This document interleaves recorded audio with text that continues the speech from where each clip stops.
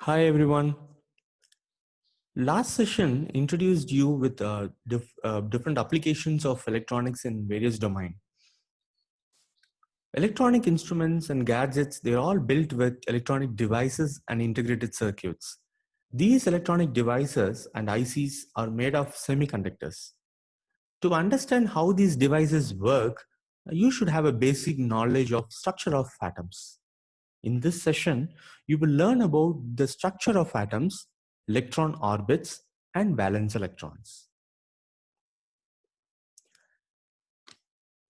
An atom is the smallest particle of an element that retains the physical characteristics of that element. Each element has a unique atomic structure. All atoms consist of negatively charged particles called electrons, positively charged particles called protons, and uncharged particles called neutrons. The number of protons in an atom is given by the atomic number. Atoms contain an equal number of protons and electrons. Each atom has certain number of electrons and protons that distinguishes it from other atoms. Like for example, hydrogen has got one electron and one proton, and helium has two electrons and two protons. Now, according to Bohr's model of an atom, central core is a nucleus which contains protons and neutrons, and electrons revolve around the nucleus.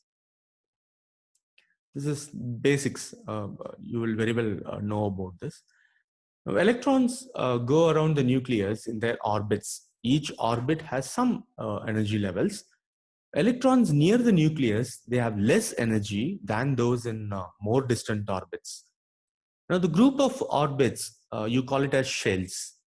Electrons on the same shell have similar energy levels. So the number of electrons on each shell is given by n equal to 2n square, where the capital N represents the number of electrons and small n represents the shell numbers.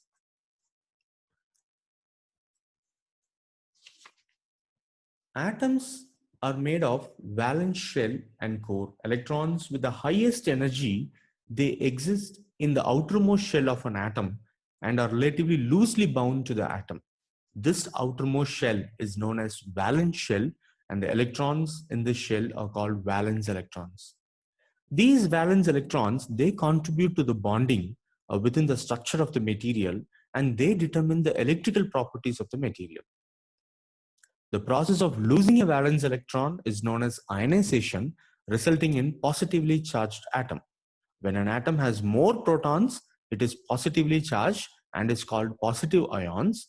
When an atom has more electrons, it is negatively charged and is called negative ions. As discussed, atoms contribute to the electrical properties of the material. Electronic materials falls into three categories with respect to resistivity. They are insulators, semiconductors, and conductors. Now, if you look at the resistivity values of insulators, conductors, you can see there is an overlapping between insulators and semiconductors. In order of conductivity, we classify the materials as conductors, semiconductors, and insulators. They can also be defined in terms of energy bands. The band formed by energy levels with the valence electron is known as valence band. When electrons acquire enough additional energy, it can leave the valence shell and occupy the conduction band. The difference in energy between the valence band and conduction band is called the energy gap. Now, if we look at the energy levels of conductors, insulators, and semiconductors, it looks like this. The insulator has got a wide energy gap, whereas semiconductor has got a narrow energy gap, and conductors, you can see an overlapping in the energy bands. So they have large free electrons. Yeah, conductors, they are materials capable of carrying electric current. Capable of carrying electric current. These are the materials which has mobile charge carriers, that is electrons or ions. So it has got loosely bound electrons in its outermost or valence shell. Okay, so the examples: metals, liquids with ions. Okay, and insulators, they are materials with no or very few charge carriers. They have tightly bound electrons, so there is virtually zero electrons in the bands. Examples: quartz and plastics, such stuffs. Uh, that's all about this session. Next session will introduce you with semiconductors, intrinsic semiconductors, extrinsic semiconductors, and how conduction happens or how current flows in semiconductors. Thank you. Let us continue with semiconductors in this session. Based on the electrical properties, semiconductors lies in between conductors and insulators. At 0 Kelvin, semiconductors behave as insulators because free electrons do not exist in the conduction band. Look at the periodic table of elements. The semiconductors are in column 3, 4, and 5 of the table. Single element semiconductors are formed from column 4, like carbon, silicon, germanium, and compound semiconductors are formed from column combinations of elements of column 3 and 5, like gallium arsenide, indium phosphide, such compounds. The energy gap or the band gap energy of different semiconductors is shown in the table. Now look at this. Energy gap is high for some semiconductors. Like carbon, it has got 5.47 electron volt. It is too high. Like you will remember the discussion on resistivity of materials, and we found that the resistivity of insulators and semiconductors overlap at one particular point, because since our energy gap is very wide. So carbon is one such semiconductor which behaves exactly as an insulator. Now, from this list, we want to choose a semiconductor which will be suitable for fabrication of electronic devices. Now, how to choose a semiconductor? In order to have a conduction, let us choose a semiconductor with the less energy gap. That is, if you look at the table, the element with less energy gap is tin with 0.082 electron volt. Tin has got a very less energy gap, so it almost overlaps with a conductor. So tin cannot be used as a semiconductor material. Now the next in the list with the least electron volt or the energy gap is germanium. Now, can we choose germanium as semiconductor? The answer is no. Valence electrons in germanium are in fourth shell, that is far from nucleus. So valence electrons are at higher energy levels and they require a smaller amount of additional energy to escape from atoms. This property makes germanium more unstable at high temperatures. So germanium is not suitable for electron devices. Obviously, the next least value is 1.12 electron volt, and that is for silicon. So silicon, the valence electron is in the, the valence electrons are in the third shell. So it is close to the nucleus. So slightly higher energy level is required to extract a free electron. So due to this reason, silicon is most widely used semiconductor material. A semiconductor in its pure form is called as intrinsic semiconductor. Now let us look into intrinsic silicon. It has got 4 valence electrons. So its 4 valence electrons shares an electron with each of its 4 neighbors. So this produces a state of chemical stability, and the sharing of valence electron forms covalent bond which holds the atom together.